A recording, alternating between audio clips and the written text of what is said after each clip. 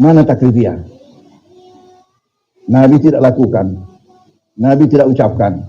Sahabat yang melakukan, lalu diketahui oleh Nabi, dan Nabi diamkan. Apa-apa yang dilakukan sahabat, walaupun tidak dilakukan Nabi, ketika Nabi tahu lalu Nabi diamkan, maka itu berarti pengakuan Nabi, berarti itu boleh. Salah satu contoh, hadisnya Amr bin As pada tahun ke-8 Hijriah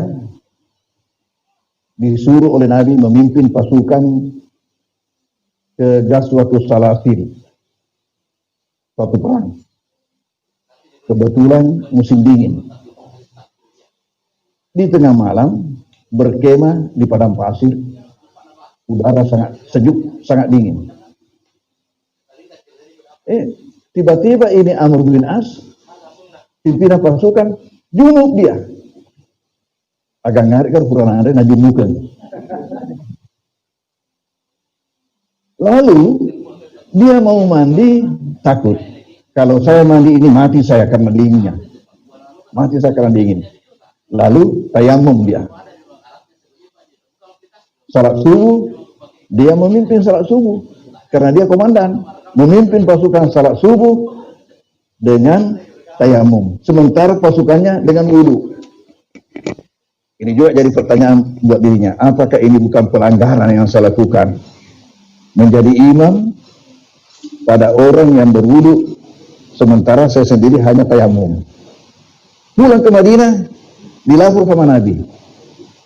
Apa kata Nabi? Kamu memimpin pasukanmu, sementara kamu hadas. Di sini menjadi alasan buat ulama bahwa tayamum itu tidak mengangkat hadas, hanya membolehkan salat. Akibatnya niat wudu beda dengan niat tayamum. Niat wudu, nawaitu wudu'ah li raf'il hadasin asgar. Itu lafadznya. Niatnya di hati, lafadznya di mulut, di lidah. Nawaitu wudu'ah li raf'il hadasin asgar, mengangkat hadas kecil. Tapi niat tayamum, nawaitu tayammum listibahati salah, untuk membolehkan salat. Tidak mengangkat hadas, tapi sudah membolehkan untuk melakukan salat. Yang mengatakan, kamu memimpin pasukanmu salat subuh, sementara kamu hadas. Karena hanya dengan tayamum. Lalu dia menjawab, wahai baginda Rasul, saya takut mati. Karena terlalu dingin, saya berpikir kalau saya ini mandi, mati saya. Sementara Al-Quran melarang kita bunuh diri. La taqtulu anfusakum innallaha kana bikum rahima. Jangan kalian bunuh diri, Allah Maha Penyayang kepadamu. Masa kamu mau bunuh diri, padahal Allah sangat sayang kepadamu? Itu haram hukumnya. Jadi saya takut sehingga saya pakai tayamum. Lalu apa reaksi Nabi? Reaksi Nabi hanya senyum-senyum mendengarkan alasan Amr bin As. Ini bermuatan hukum. Hukum apa? Bahwa boleh saja terjadi seseorang itu dengan tayamum mengimami orang yang bersalat dengan wudu. Itu contohnya hadis ya sunnah takririyah.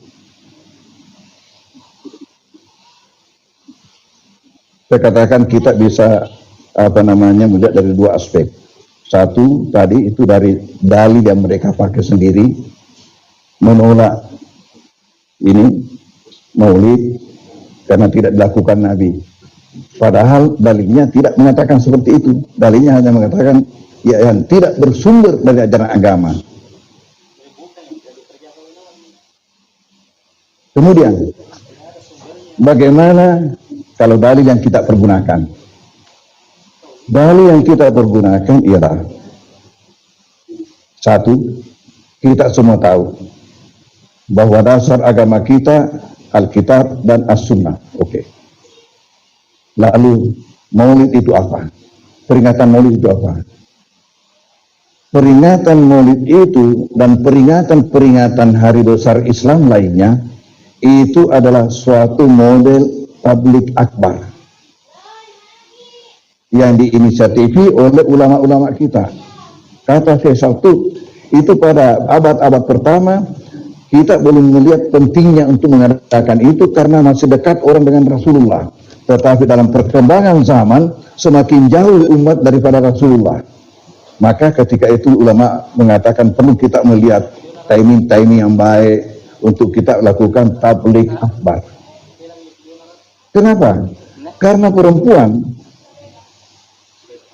hari Jumat tidak ikut salat, sedangkan Id hanya 2. Idul Fitri dan Idul Adha hanya 2. Ya, untuk Jumatnya tidak ke perempuan. Jadi kalau tidak dipikirkan ini, maka semakin hari semakin jauh umat daripada nabinya, tidak mencintai nabinya. Contoh kita lihat tempoh hari, ada yang membandingkan Nabi Muhammad dengan Soekarno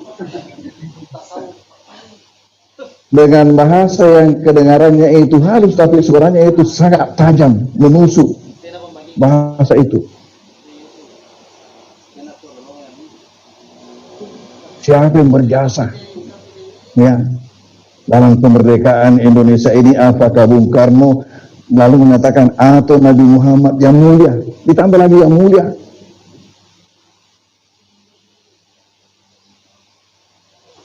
Semasakan Nabi Muhammad dengan Soekarno? Kemudian yang kedua, Soekarno tidak akan melakukan itu kalau bukan inspirasi daripada ajaran yang dibawa Nabi Muhammad. Jadi lahiriahnya Soekarno, tapi hakikatnya itu Muhammad itu. Karena dengan ajaran Muhammad lah orang mengenal yang namanya jihad. Dengan ajaran jihad lah kita berjuang memerdeka untuk merdeka. Ya, ini yang tidak tapi karena memang niatnya lain, nawaitunya lain. Nawaitunya hanya mau melecehkan Muhammad.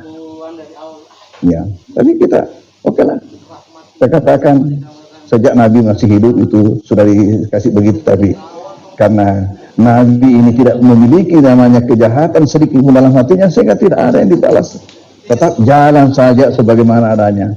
Sama juga kita dulu di Mangkuas waktu diserang macam-macam, kita jalan terus dengan program-program kita sampai santri-santri tidak tahu sama sekali bahwa ada sebenarnya masalah yang terjadi dalam tubuh DDI yang mereka tidak tahu karena tidak pernah kita siku.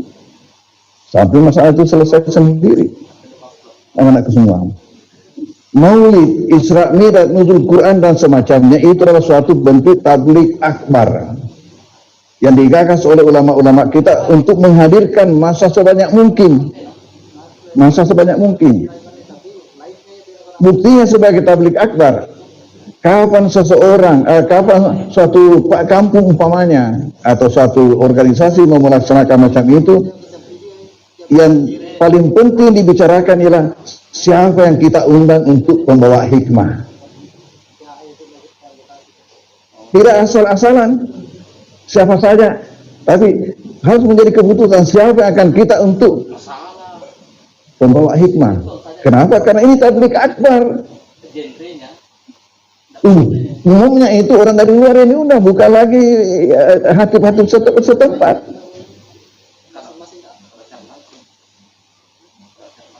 Kalau memang tabligh akbar berarti itu berdasarkan perintah Allah. An-Nahl 125, ud'u ila sabili rabbika bil hikmati wal mau'izatil hasanah. Belum lagi ya alladzina amanu atiullahu wa atur rasul. An-Nisa 59.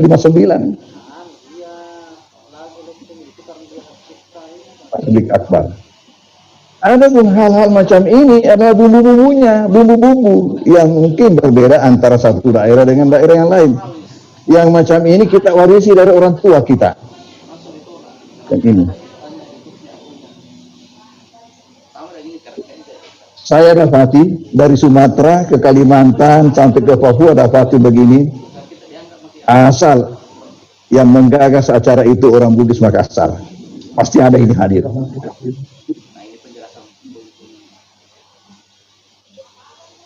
Waktu saya diundang oleh KKSS Maluku, ramai di depan. Ada juga model perahu. Saya tanya gubernur, Pak Bu, apakah masyarakat kita di Maluku ini khususnya di Ambon, kalau mengadakan maulid semuanya begini? Katanya enggak. Hanya orang yang berasal dari Sulawesi Selatan. Lalu saya tanya lagi, tahukah Pak Gub apa maknanya itu? Katanya, mana saya tahu. Coba katanya terangkan nanti kalau naik di atas. Jadi saya terangkan. Saya katakan ini adalah suatu bentuk yang disebut dengan kearifan lokal orang tua kita. Kita sekarang ini berbicara tentang kearifan lokal. Ini adalah suatu bentuk daripada kearifan lokal orang tua kita. Ini simbol yang punya makna. Terdiri daripada telur, gagangnya yang runcing, kemudian ada kembangnya dengan warna-warninya. Kebetulan di sini adanya yang kurang. Ada yang kurang. Apanya? Malainya. Ya. Ini berarti apa? Telur. Palemu telui atimu. Pacatak jarum giniakmu. Malena laumai. Laumai malabaraka. Nasabah mak bunga-bunga kita makukwe. Rijajinna tahu tusu sama seri sini nak langit. Ini punya makna. Itu saya katakan kearifan lokal orang tua kita yang tidak dipahami orang. Itulah kita warisi. Ya. Kalau telui atimu, pacacat jarum niatmu. Ya. Laumai ya, makanya ya itu makanya apa aja itu kabeh itu simbol undangan. Simbol undangan. Ini simbol kebulatan hati, ini simbol ketajaman niat. Datang kemari, malah baraka, itu baraka naruh, gantuk minyak. Ya, itu. Kenapa? Nasabak mak bunga-bunga kita dijajianna pamase risimun alange. Luar biasa orang tua kita. Ya.